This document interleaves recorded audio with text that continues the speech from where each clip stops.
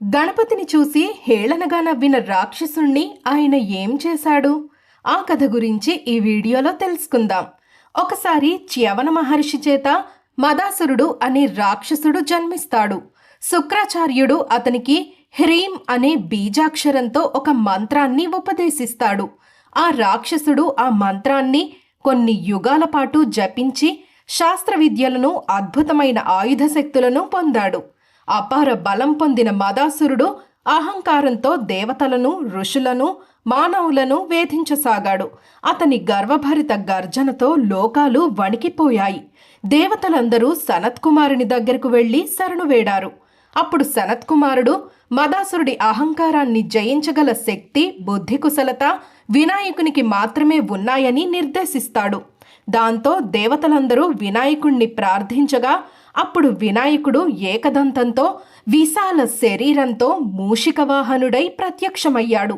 ఏకదంతావతారంలో ప్రత్యక్షమైన వినాయకుణ్ణి చూసి మదాసురుడు, ఏకదంతుడా, నీ రూపమే హాస్యాస్పదంగా ఉంది.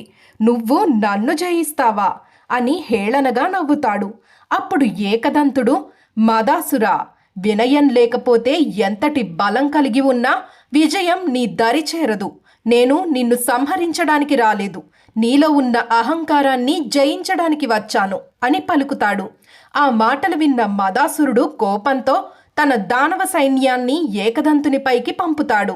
కానీ ఏకదంతుడు తన అస్త్ర ప్రయోగంతో మదాసురుని సైన్యాన్ని ధ్వంసం చేశాడు.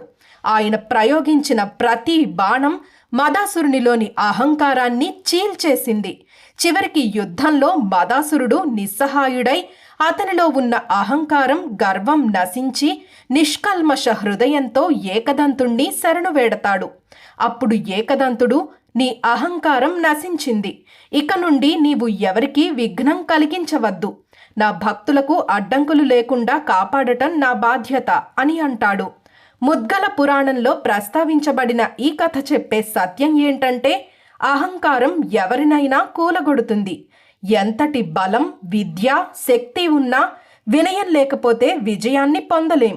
వినయం, భక్తి మాత్రమే పరమాత్మకు మనల్ని దగ్గర చేసి నిజమైన రక్షణ కల్పిస్తాయి.